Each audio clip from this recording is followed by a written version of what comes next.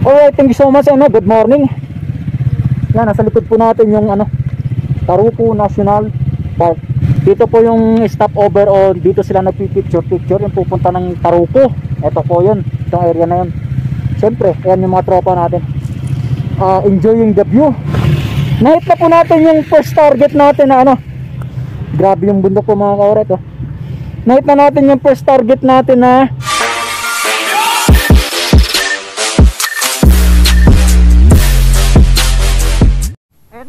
right content tips para po dito sa mga mismo taga Taiwan na babiyahe dito sa Taruco. Itong linya na po ito, itong double yellow lines, may bumubukol na ilaw sa gabi. Kung maaari, wag nyo pong iwasan nyo po o wag nyong daanan ng gulong nyo. Gawa ng yung area po na yan o yung linya na yan tawag dito, madulas po yung linya na yan. Kaya may ilaw, may bukol na ilaw sa gabi, nag-iilaw po yan, madulas po yan. And minsan sa gabi sobrang lamig, kaya nagmo-moist o nagpapag. Kaya iwasan nyo po, lalo't mahilig kayong mag-banking, ba mapasarap yung banking, dito na may slide yung gulong nyo dito. Kaya iwas po, ride safe sa lahat. Alright. And pangalawang tips po, yung biyahe po namin dito mga ka-right, ay nakikita nyo patarik dahil pabalik tayo dun sa Taruco National Park. Ang pangalawang tips po natin mga ka-right, yung ginagawa po namin, since from Taoyuan pa po kami, almost 6 hours papunta dito sa Taruco Mountain na to. Ang ginawa po namin, lahat ng hindi naman malapitan, yung madadaanan po namin na nadadaanan namin gas station,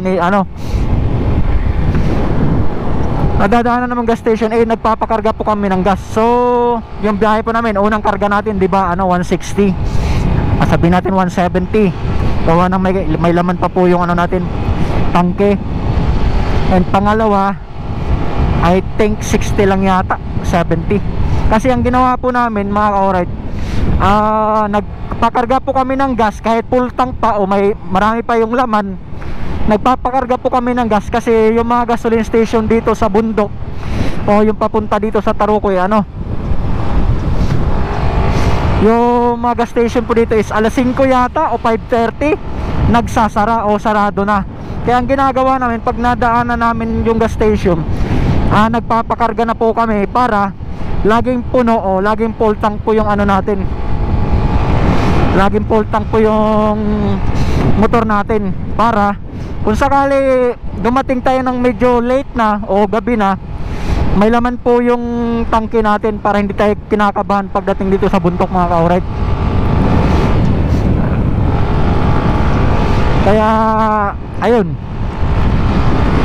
yun lang po, dapat laging may laman. Kasi kung may time, lalo't yung motor nyo maliliit o maliliit yung kitang kita na po yung kalawakan lalot maliliit lang po yung tangke ng motor nyo mga ka-alright, pwede po kayo magdala ng reserbang bottle para sa paglagyan nyo ng reserve na gas. Pero sa amin, yung ginagawa po namin, every time makadaan kami ng gas station, nagpapakarga kami. Kahit nagkarga namin kami ng kahit 30 lang o 40, kahit nga 20, nagpapakarga kami para laging puno yung namin, tangke. Syempre, para laging handa. Alright.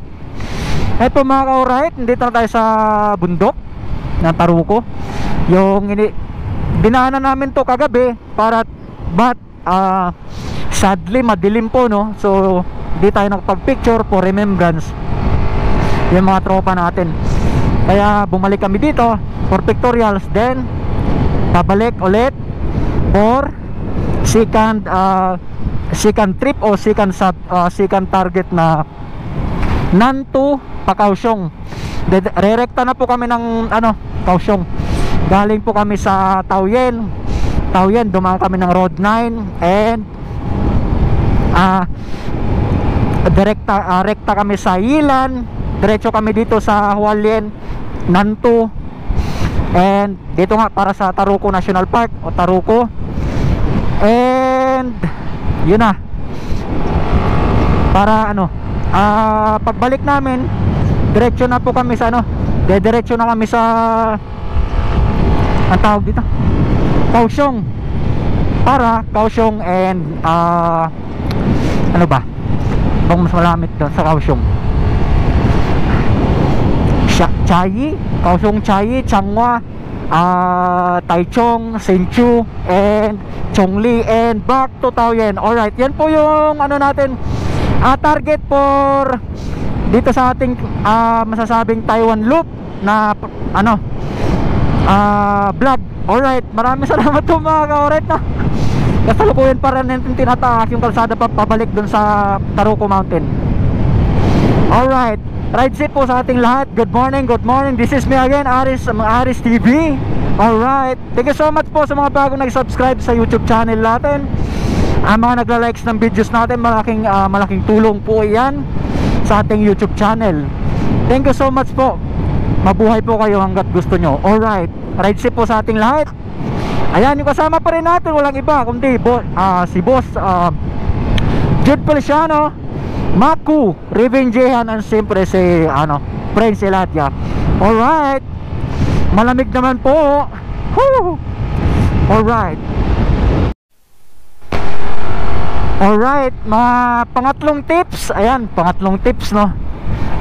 Nagbibigay lang po tayo ng tips gawa ng base sa experience natin sa biyahe na to, no. Ganito po, sakaling ganitong mga senaryo na medyo traffic dahil magkasunod po yung maraming sasakyan, and syempre mahirap po mag-overtake gawa ng hindi po natin nakikita yung kasalubong dahil sa sobrang liko-liko po ng daan. Hindi po natin nakikita yung kasalubong natin. So keep safe and ride safe po everyone. Kung kaya mo pong mag-overtake, pwede, medyo nagmamadali ka. Pero kung hindi naman, o pwede mo namang dahan-dahanan mo na yung takbo, okay lang din, depende po sa iyo. Basta dapat safety tayo. Sa ganito po kasi senaryo mga ka-alright, hindi mo na nakikita yung masalubong, ayan, pwede na tayo mag-overtake. Medyo mahirap po mag-overtake. Pero pag ganito nakikita mo na yung kasalubong mo, ayan, pwede ka na mag-overtake para makauna. Gawa ng pag ganun po kasi mas lalong mabagal. And po, pang-apat na tips natin pang-apat na tips para dito sa ating rides na to, no. Ano po, yun nga, ewan ko kung nasabi ko na kanina, no. Magdala po kayo ng mas makapal na jacket o mas maraming pamalit na jacket o mas pang-dobling jacket. Dahil yung temperature po talaga dito sa bundok o dito sa taas, sobrang lamig po talaga. Kanina nag-negative 4 kami, 4 degrees kami, 3 degrees. Ewan ko lang ngayon kung magkano na. Just sa mga lang naman, sa mga medyo lamigin kung kaya, pero sobrang lamig talaga. Yung tipong kamay at paa mo namamanhid o di mo na nagagalaw. At saka basta mas maganda talaga, mas marami mas makapal o mas comfort yung jacket nyo o may warmer na makapal. Gawa sobrang lamig po talaga. Yung tipong yung daliri mo hindi na magagalaw. Yung paa mo para kang tuhod mo para kang nirarayuma sa lamig, hindi na maigalaw. Alright, ayan, pang-apat na tips natin. And ayan, sobrang lamig talaga. Pang 5 tips natin mga ka-alright para din sa biyahe natin, para sa biyahe po dito sa Taruco ng Hualien o Nantou. Po, ayan, dito na po tayo, nalalapit na, no. Kitang-kita na natin yung ayun. Kitang-kita yung kabundukan. Ay, malapit na po. Minto yung mga kasama nating riders nagpipicture. Pang-5 tips natin. Ayan. Bago po kayo umalis, dala po kayo ng warmer. Para sa kamay, para sa katawan, body warmer, hand warmer. Dahil malaking tulong po yan. Yan, malalapit na po tayo, no. Nakikita nyo na daanan natin mga kapwa natin riders, mga Taiwanese. na nagra-rides din dito sa destination na to, Taruco. Nakatambay dun sa baba for pictorials. And kami, pupuntahan namin yung ano. Actually, dumana kami dito kanina at kagabi, pero sobrang dilim, walang ilaw, kaya hindi kami nakapagpa-picture. Kaya binalikan namin ngayon. Ayun nga, babalik tayo sa tips. Warmer para sa mga, malaking tulong po yun. Body warmer, hand warmer. Kaya sobrang lamig po talaga dito. Kahit ayun, mapapansin mo tirik na tirik yung araw. Ayan o, tirik po yung araw, pero sobrang lamig. Lalo na kung may mga angkas pa kayo, o meron kayong mga girlfriend o asawa nyo angkas. Siyempre naman, para komportable yung rides nyo at saka safe. Alright, this is me again, Aris from Aris TV. Thank you so much sa panunod sa YouTube channel natin, no? Alright. Ayan, tarik na tarik po yung ahon, no? With sobrang likong-liko. Alright, kalsada lang po yung likong-liko. Nalalapit na po tayo mga ka-alright. Let's continue. Alright, alright na alright.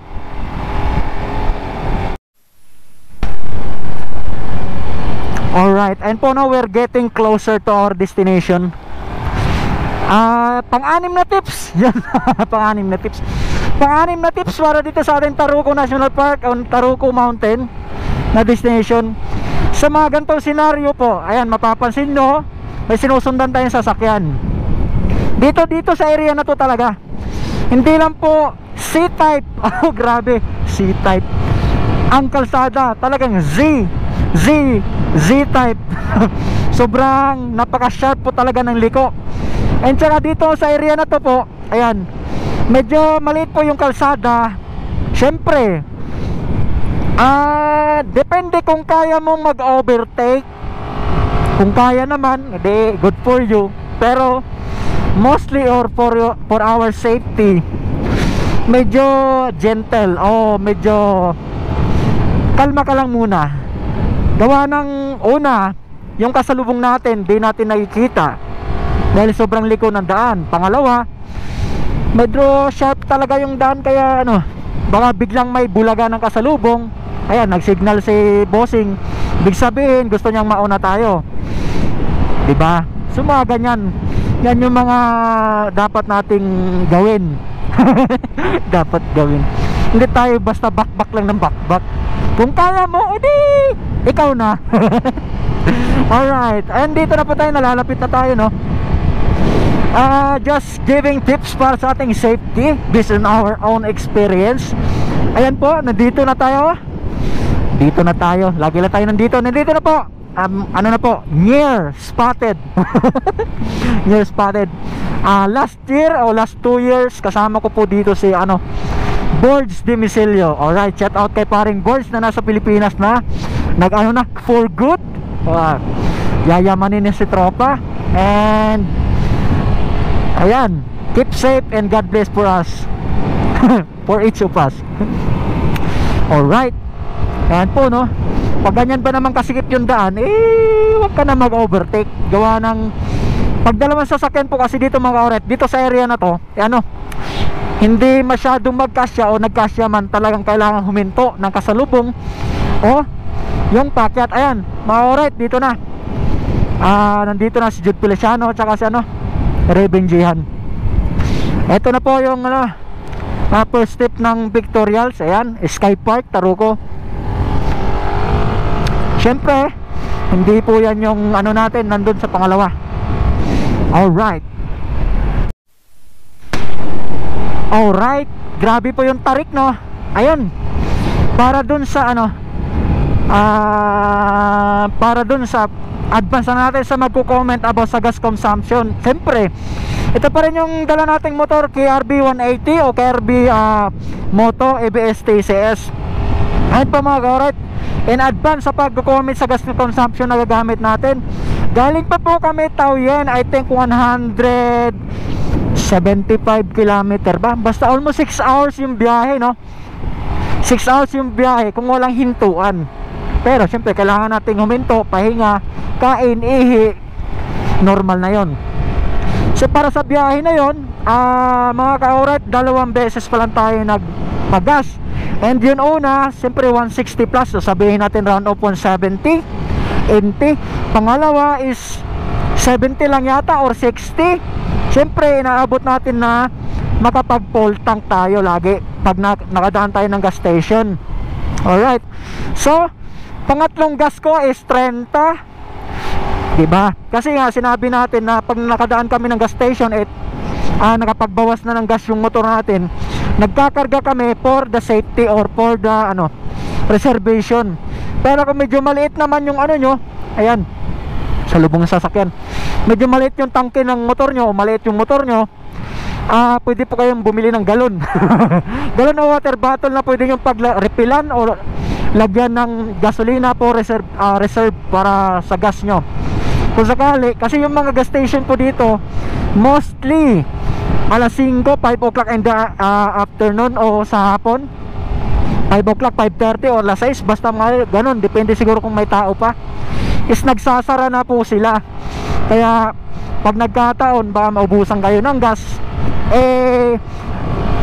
Ang kagandahan po, yung dala nating motor is malaki po yung tangke niya, 7.2 or I think 7.3 almost yung tangke niya, kaya medyo malaki-laki, marami-rami po tayong maikakarga. Yun nga, about sa gas consumption, una nating karga 170, kasunod 70, tapos 30. Yun na, until this time mapapansin nyo, ayan, 3 bars pa, 2 bars or 3 bars pa, kahit sobrang tarik ng dinaanan natin.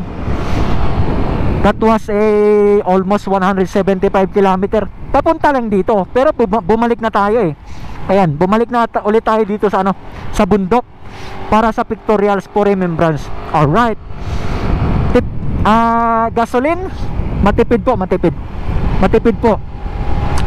Pero yun nga, para sa mga nagra-rides na maliliit yung tangke o maliit yung motor, just for safety, ayan, dala lang kayo ng extra galon para sa gasolina. Alright, sobrang lamig. Ayan nga, nakikita nyo yun, paakyat na yun, aakyatin pa natin yun. Alright, ayan, kitang kita mo na yung kabundukan ng kabundukan ng Talala. Alright, thank you so much sa mga nanonood pa rin po sa video natin until this time. Thank you so much, and dahil po sa inyo, ayan, makapag-upload na naman tayo, marami pang video. Ayan, special ko pong pinapasalamatan yung ating ayan, nandiyo si Jet, nagbibideo na sa taas. Nandito na po tayo, no? Alright, woo! Enduro number 1. Uy, yan na po, Taroko National Park. Dito na po tayo, no? Woo! So wala na natin mag-park dito sa unahan.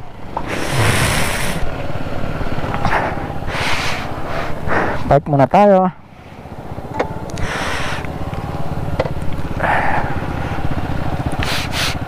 Ayan, ito na po yung hinahanap ng mga starting point dito sa Hiwuhan Mountain. Ito po yung inaabot ng mga tropa na for pictorials. Ayan, kita mo yung bundok na yan.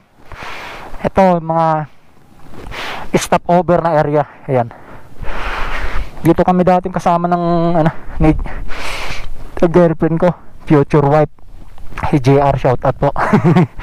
Ayan, ito yung Taroko. Sobrang lamig, kahit tirik na tirik yung araw, sobrang lamig. Ayan, special at shout out ko sa mga tropa ko na sumusuporta sa pagbablog natin o sa ating YouTube. Siyempre bihira lang. Maraming salamat po sa mga tunay na tropa sumusuporta sa atin. Itong motor natin, yung kay Prince Ladja, tulad sa atin. Ito yung sa atin, Maku, Boss Jude Polesiano, Raven Jihan. Alright,